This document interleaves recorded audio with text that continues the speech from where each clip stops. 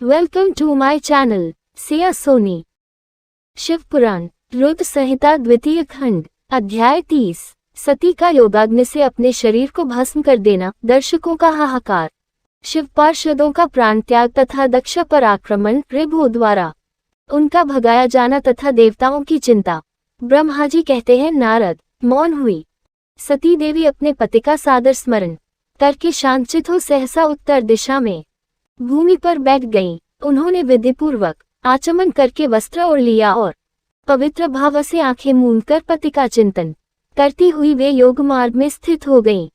उन्होंने आसन को स्थिर कर प्राणायाम द्वारा जल का प्राण और अपान को एक रूप करके नाभि चक्र में स्थित किया। फिर उदान वायु को बलपूर्वक नाभि चक्र से ऊपर उठाकर बुद्धि के साथ हृदय में स्थापित किया। तत्पश्चात शंकर की प्राणवल्लभा निंदिता सती उस हृदय स्थित वायु को कंठमार्ग से भूकुटियों के बीच में ले गईं। इस प्रकार दक्ष पर कुपित हो सहसा अपने शरीर को त्यागने की इच्छा से सती ने अपने संपूर्ण अंगों में योग मार्ग के अनुसार वायु और अग्नि की धारणा की।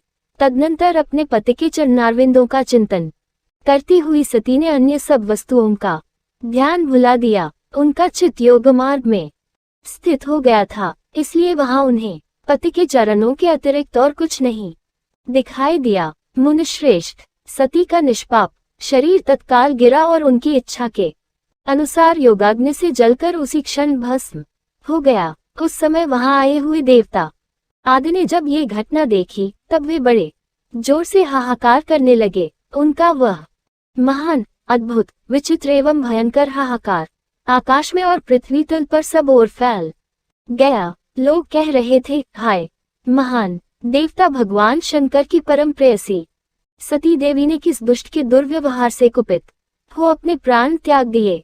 अहो ब्रह्मा जी के पुत्र इस दक्ष की बड़ी भारी दुष्टता तो देखो।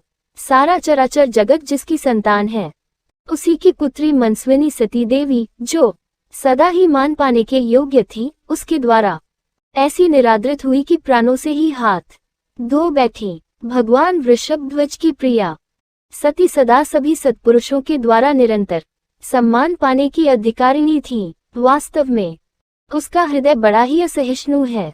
वह प्रजापति दक्ष ब्राह्मण द्रोही है, इसलिए सारे संसार में उसे महान अपयश प्राप्त होगा।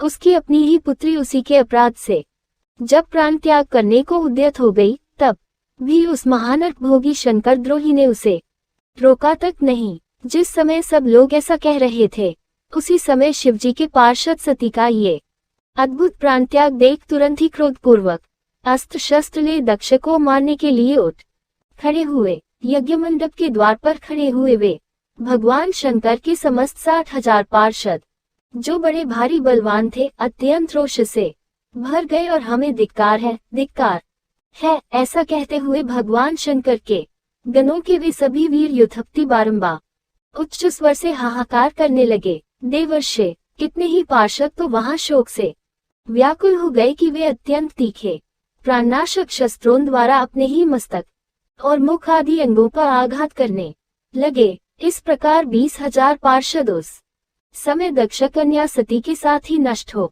गए। वो एक अद्भुत सी बात हुई। नष्ट होने से बचे हुए महात्मा शंकर के वे प्रमथगण क्रोधयुक्त दक्ष को मारने के लिए हथियार लिए उठ खड़े हुए। मुंह ने उन आक्रमणकारी पार्षदों का वेग देखकर भगवान भरे गुने यज्ञ में विघ्न डालने वालों का नाश करने के लिए नियत अपहता असुराह रक्षासी वेदशिदा इस यजुर्मंत्र से दक्षिणाग्नि में आहुति दी। भृगु की आहुति देते ही यज्ञ कुंड से ऋभु नामक सहस्रों महान देवता जो बड़े प्रबल वीर थे वहां प्रकट हो गए। मुनीश्वर उन सबके हाथ में जलती हुई लकड़ियां थीं। उनके साथ प्रमथगणों का अत्यंत विकट युद्ध हुआ जो सुनने वालों के भी रोंगटे खड़े कर देने वाला था। उन ब्रह्मतेज से संपन्न महावीर ऋभु उनकी सब ओर से ऐसी मार पड़ी जिससे प्रमथगण बिना अधिक प्रयास के ही भाग खड़े हुए। इस प्रकार उन देवताओं ने उन शिवगणों को तुरंत मार भगाया। यह अद्भुत सी घटना भगवान शिव की महाशक्तिमती इच्छा से ही हुई। वह सब देखकर ऋषि इंद्रादि देवता मरुदगण विश्वदेव अश्विनी कुमार और लोकपाल चुप ही रहे। कोई सब ओर से आकर वहां भगवान विष्णु से प्रार्थना करते थे कि किसी तरह विघ्न टल जाए। वे उद्विग्न हो बारंबार विघ्न निवारण के लिए आपस में सलाह करने लगे। प्रमथ गणों के नाश होने और भगाए जाने से जो भावी परिणाम होने वाला था, उसका भली भांति विचार करके उत्तम बुद्धि वाले श्री विष्णु आदि देवता अत्यंत उद्विग्न हो उठे थे।